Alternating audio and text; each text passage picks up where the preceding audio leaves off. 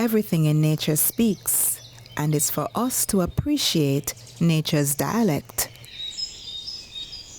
The chirping of the birds, the whispers of the trees, a sound of life, a sound of earth's delight. It's in the discovery of the essence of life that we get to partake in the nation's offspring.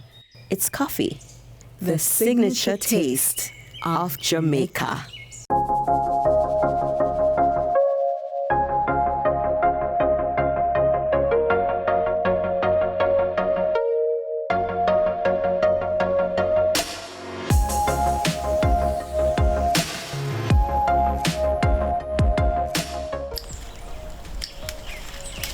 The bowl of boiling coffee, morning.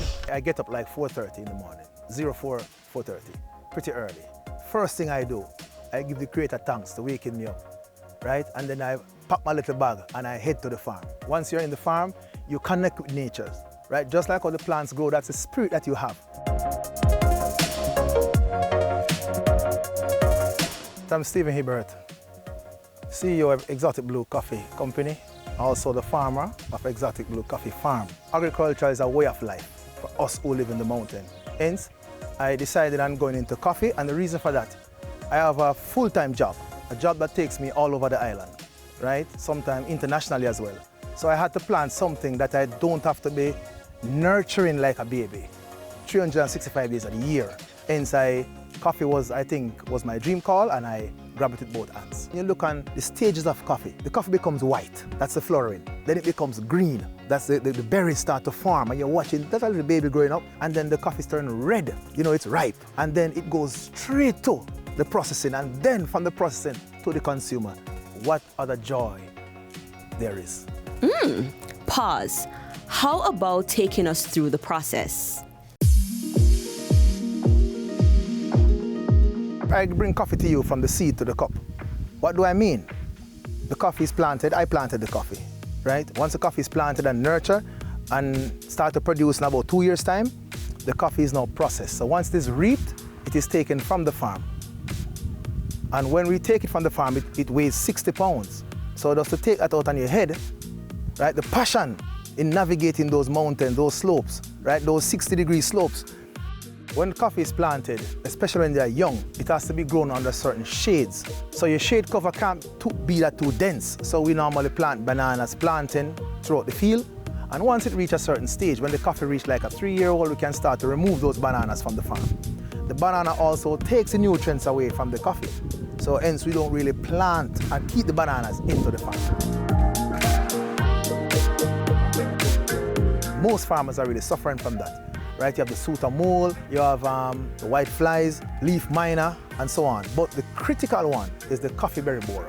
These are some little weevil that lays hundreds of eggs into the coffee. So field sanitation is crucial to mitigate against such. And we can use like chemicals and so on, but I move away from the chemical. I try to go the natural way. So what I do is set some traps in the farm to trap those berry borers. And also use field sanitation, ensure that the dry coffee comes off the tree and the earth is dug up and they are buried, right? That's how I mitigate against the coffee berry borer. But there are real pests to the coffee. Now the coffee is now taken where it is processed, which is washed, pulped, and dry. The drying process takes you sometimes 3 weeks to dry, sometimes 4 weeks, based on the weather or the temperature in the mountains here. Once the coffee is now dry, it is rested. It stays in the storeroom for 8 weeks, minimum 8 weeks. After it is rested, it is now hulled, which goes to another machine. The machine cleans up the coffee, and then it is graded. Once this roast, we now grind, and I can give you a different style of roast based on what the consumer wants. There's the Italian roast, the Turkish roast, the city and full city roasts, the dark roast, and the medium roast. It is ultimately entirely up to you to decide on the roast that best suits your palate. The coffee is then packaged and delivered. 2 years ago, we weren't making any money out of coffee, right? Because I used to sell my coffee to the processors, right? And there are a number of processors in Jamaica. It's hard work, very, very hard work. You have to be dedicated to be a coffee farmer.